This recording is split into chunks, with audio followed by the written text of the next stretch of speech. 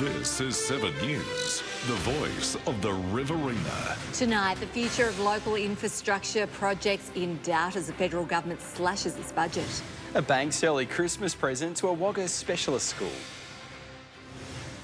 I'm Daniel Gibson. Later on this news hour, how authorities are tracking the dangerous asylum seekers released from detention and how the record growth in wages will impact our interest rates. 7 News begins now. Good evening. The future of local infrastructure projects is tonight in doubt. The federal government has revealed it'll only fund future projects, but that's if the state is willing to split the bill. Promised projects with multi-million-dollar price tags could soon be on the chopping block, but the cutbacks won't come without a fight. Well, if state Labor premiers are saying that the federal Labor government has got it wrong, what are people going to be saying in the regions? We need better roads and better rail and better infrastructure across regional New South Wales than what we've got at the moment, not less. From now on, the federal government won't cover the cost of new infrastructure, nor will it do an 80-20 split. Instead, it wants to split the bill equally with the states. We are returning to the preference of 50-50 with the states and territories so that both levels of government carry an equal share of both the benefits and the risks of projects. The revised policy will also recommit the Commonwealth to focusing on what it calls nationally significant projects of more than $250 million, a move which the Riverina community says will leave the regions behind. Those roads, those rail projects that are so important to production, so important to efficiency, so important to convenience for country motorists. The projects at risk span right across the region, from Brindabella Road in the Snowy Valleys to grade separations in Wagga, Junee, Lockhart, Hilltops, Cootamundra and Gundagai. Additional funding for a statewide road safety program and a local roads package is also under threat. They're turning a blind eye to what is a major problem in country areas, and that is potholes, that is road maintenance, that is council's ability to fund these projects. Riverina farmers say the agricultural industry risks coming to a standstill if the regional transport network isn't maintained, putting the national economy under threat. People need to be making decisions thinking about how it's the ramifications that it's having on people out here in regional rural Australia, and particularly in the farming sector. The Infrastructure Minister is expected to reveal which projects will be cut or delayed by the end of the year. Emily Francis, 7 News. Meanwhile, a report into the next section of the Inland Rail project from Albury to Illabo, which takes in Wagga, has gone on public display. The plans allow residents to read about the project's local impact and make any additional comments. The Ratepayers Association says it's not opposed to the project, but is concerned about infrastructure such as the Edmondson Bridge. It's going to be raised 2.8 metres above what it is, which is going to make it a goat track coming from the new height down to Edward Street, and they're not moving Edward Street. There are also concerns about the strength of the viaduct, with new trains to travel 80 kilometres an hour, almost double what they're doing now. A community consultation is scheduled for Wednesday next week. Coolaman's aged care workforce is getting an international boost. Staff from the Philippines have been recruited to help fill some much-needed positions. Jacinta Cunahan joins me now. Jacinta, when will the new staff arrive? Well, Nick, they came in this afternoon, and after experiencing heavy flight delays, they will now settle into the Alawa Lodge in Coolaman. The aged care centre has been stretched for a while, unable to fill all of its beds due to a chronic staff shortage. Coolaman Council, which owns the centre, has invested roughly $750,000 in training and building accommodation.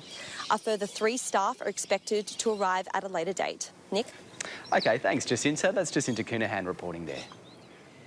An 18-year-old has faced court for the first time after a man was allegedly set on fire in Deniliquin last month. Emergency services were called to the Deniliquin Ute muster on September 30. A 22-year-old man was found suffering significant facial burns and was airlifted to Alfred Hospital in Victoria. The teenager was charged with 3 offences, including assault, occasioning actual bodily harm. He remains on bail and a new court hearing has been scheduled for January 9. A new interactive safety map has been launched in New South Wales aimed at identifying spots where women feel unsafe. It's hoped the data collected will actually lead to real change and also help inform more safety campaigns.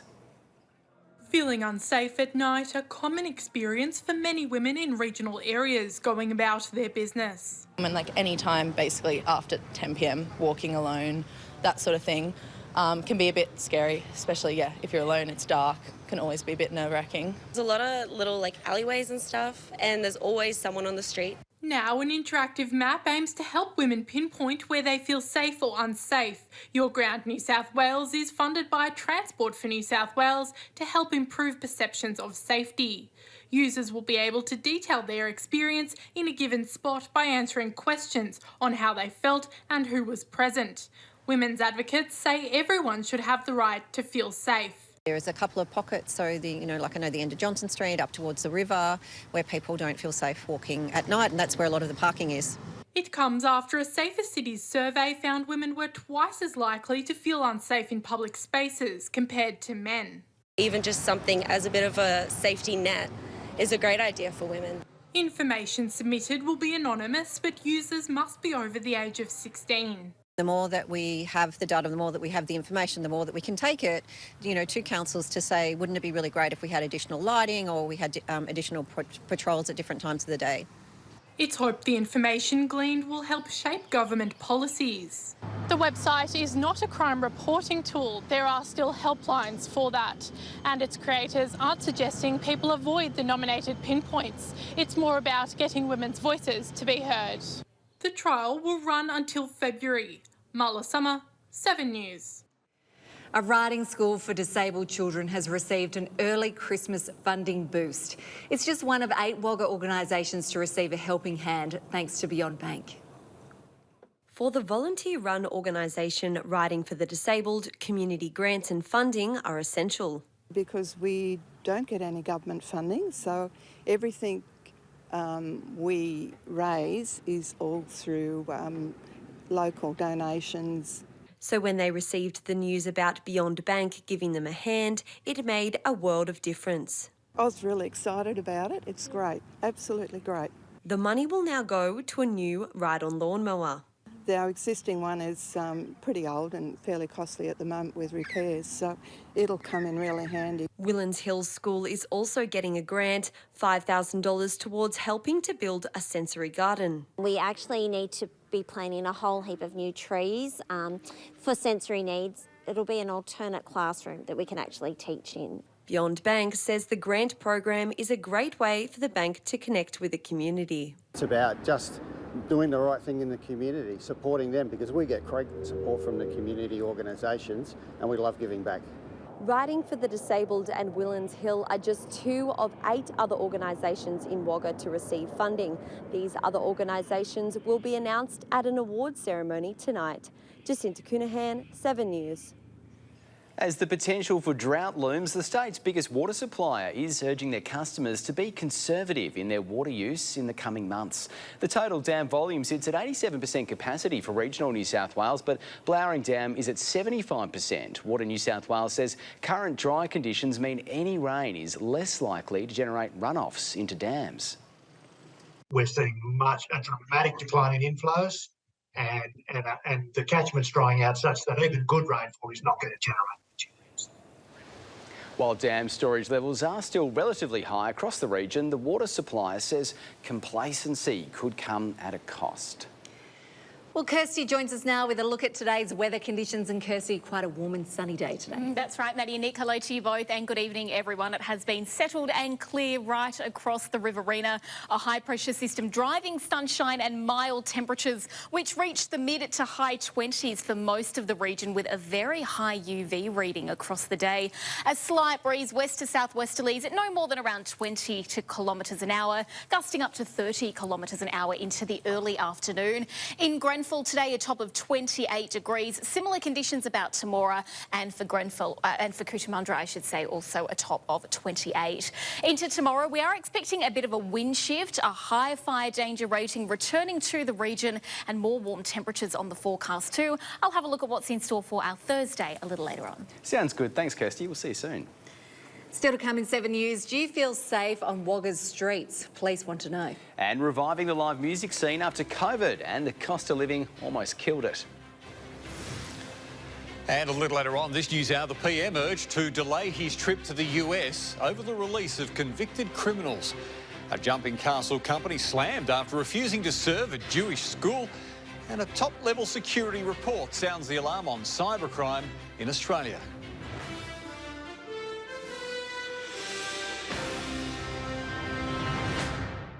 Welcome back. New South Wales has lost half its live music venues over the past decade.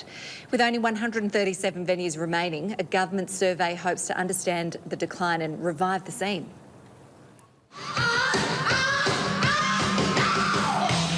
Liquor and Gaming New South Wales has revealed there are only 137 live music venues remaining across the state.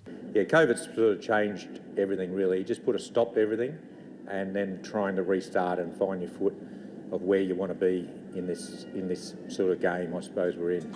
For more than one reason. Cost of living is a really big factor, why the venues are decreasing, and also why people are not going out to the venues as much. The New South Wales Government is conducting a State of the Scene survey for the first time.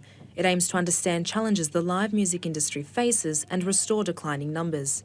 Professionals from artists to venue operators are invited to share insights. What makes us happy is seeing the people in the audience, people sitting down at a venue that are happy with that. Sound New South Wales says their mission is to see a new era when New South Wales musicians, live music venues and festivals can thrive, creating greater job opportunities and injecting vibrancy to our state. Just brings the community together, it's fun.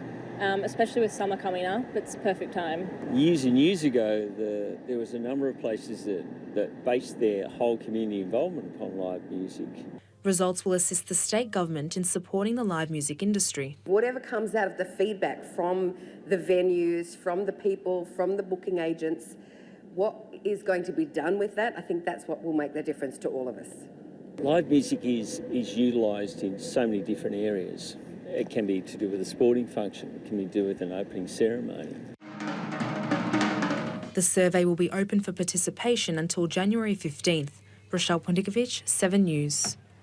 Farmers have spoken out in Canberra before the Senate debates the controversial Murray-Darling Basin Plan. They've provided their support for voluntary water buybacks to happen, calling for more water to be returned to the rivers. The buybacks, they need to happen now. We're about to go into, quite a severe drought that's already started. It comes as some of the country's largest farming organisations prepare to protest against the controversial water bill, claiming if water buybacks happen, it'll decimate rural towns. Wagga Council and police are again joining forces to host a second Family Community Safety Day after a successful first run in April. Held at the Riverside Precinct, the day aims to provide the community with an opportunity to raise public safety concerns and get a behind-the-scenes look at the first responders' jobs. An opportunity to raise concerns but also ask questions and get inquisitive about their local first responders and emergency services. Coming down and seeing what our police cars look like, what we are as people, seeing the inside of a fire truck, who doesn't want to see that? And seeing what the SES and VRA do is a great opportunity for kids to understand volunteering. Residents are encouraged to attend on Saturday the 9th of December. Up next in 7 News, a cracker field takes shape as the countdown to the Snake Gully Cup continues. And harnessing the dream, 2 Riverina products combine for a drought-breaking win. Tomorrow on Sunrise, exclusive access on the front line with Border Force, protecting our nation from the rising threat of drugs and illegal goods. Plus your top voted grocery products. Find out which supermarket favourites and household brands come out on top. See you in the morning. Welcome back. Star Wagga galloper Rocket Tiger will carry the hopes of the entire region into Friday's Snake Gully Cup in Gundagai. The former Golden Slipper contender is among the feature's top 3 weights after receiving 60 kilograms from the handicappers. He'll start in the extreme outside barrier after drawing 17. Fellow top weight Handle the Truth drew barrier 14. 2022 Country Championship final winner Another Win didn't accept after receiving 65 kilograms. Turning to harness racing now, and 2 Riverina products have combined to win New Zealand's Holy Grail. Young's Jason Grimson and Junie's Cameron Hart gave Australian racing fans a huge thrill as Swayze upstaged Kiwi champion Akuta in the New Zealand Trotting Cup at Addington.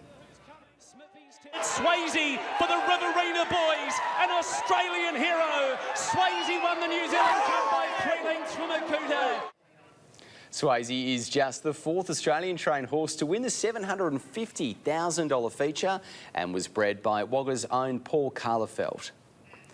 Well, it's a spine-tingling equestrian sport, testing horses and riders. And after just 8 months of organising, the Tumut Reined Cow Horse Association is now bringing the thrilling sport to the region.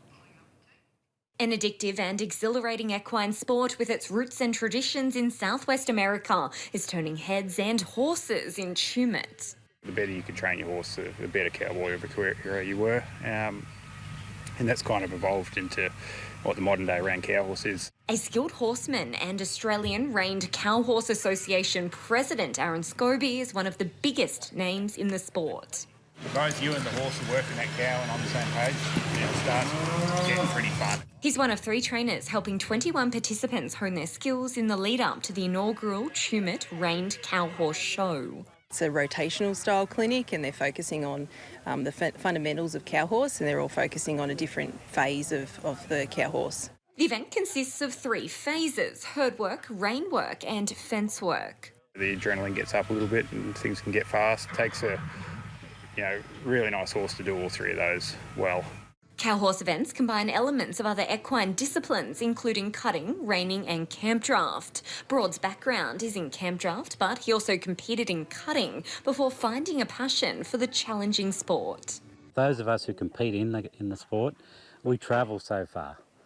And we thought, well, geez, it'd be nice to get something closer and build the sport in the local area. The event comes just 8 months after the Tumut Reined Cow Horse Association formed its committee. 75 riders and 103 horses will take part in the 3-day show, with some of the best cow horse competitors in Australia set to captivate spectators.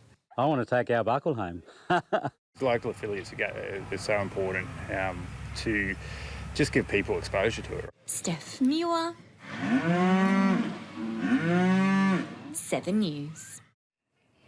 Turning to Aussie rules now, and former East Wagga Kooringal junior Ali Morford has been rewarded for a breakout AFLW season with selection in the All-Australian squad. It's the first time the Sydney Swans ruck has received this honour. Morford started her campaign on a high, earning a Rising Star nomination in the club's maiden victory over GWS in round 1. 7 games for the Giants before crossing to the Swans. And she gets it. Averaging 29 hitouts, 18 disposals and 5 clearances before her stellar season came to a devastating end last month. Scans now confirm a bone fracture after the Swans' round 7 loss to Hawthorn. The 44-strong All-Australian squad will be cut down to a final team of just 21, and it'll be announced later on this month. Still to come in 7 News, Kirsty is back and she'll take an in-depth look at what's happening with the weather over the next few days. Welcome back, everyone. Troughs over the northeast of the state could trigger thunderstorms and showers over the next couple of days. They're also likely to link up with onshore winds, with wet weather persisting along the coast. For the inland, settled weather is expected heading into the weekend, but wet weather is likely to return through the eastern half of the state through late Sunday and early into next week. Rainfall is likely to increase under this system too. We could see heavy showers stretching from the northeast of the state through central western parts as well as to parts of the southeast. We will get a better idea of how much rainfall could reach our backyard, though, in the next few days. Turning first to Thursday's weather forecast, and it's looking fairly clear and sunny across the Riverina and stretching through the southwest slopes tomorrow. Partly cloudy skies, although we are expecting some gusty winds likely through the afternoon and into the early evening. Our entire Riverina is expecting a high fire danger rating tomorrow as a result of those strong winds and those warm temperatures. 28 for Adlong, Grenfell and the same for Temora. We will feel those maximums heating up further for the end of our working week on Friday. Griffith, Gundagai and Narrandera all reaching tops of 29 degrees and the 30s in West Wyalong. Sunny skies, a southerly wind developing at around 20 to 30 kilometres an hour though. Those winds forecast to ease off during the evening. A little bit of some cooler conditions overnight thanks to those clear skies. Cootamundra dropping down to 7 degrees ahead of a sunny maximum of 28, a minimum of 3 in Selwyn ahead of a top of 17 degrees. And Saturday will be similar but will feel warmer as much of our region returns to the low 30s. 33 degrees for Narrandera, a top of 31 forecast in Wagga. Light winds out of the south and the southwest. Once again, they're likely to ease through the evening. Those cooler conditions could bring a slight reprieve to some of the heat during the day. Adlong 31 degrees, the same for Hardin and Chimmet, much of the same. If we take a look to our 7-day forecast, a couple of light showers could fall into Sunday and early next week. Over the course of the next 7 to 8 days, those temperatures remaining well above average. We're certainly in for a warm weekend in the low 30s with those clear skies around. Yeah, there is plenty of sunshine. That's right, looks We'll good. need our big hats. Yeah, big hats and sunscreen. Thanks, Kirsty. All right, now for a quick look at fuel prices around the region. Pearl Energy in Wagga is offering unleaded for $1.91 and diesel for $2.03. The Barmedman truck stop has unleaded for $1.87, diesel for $2.06 a litre. And in Henty, the Shell service station is selling unleaded for $2.04 and they've got diesel for $2.24. And that's your local news for tonight. Thanks for your company. You can catch up on our website or, of course, at 7+. Right now, Dan's got your national news. Enjoy your night. We'll see you tomorrow at 6 o'clock.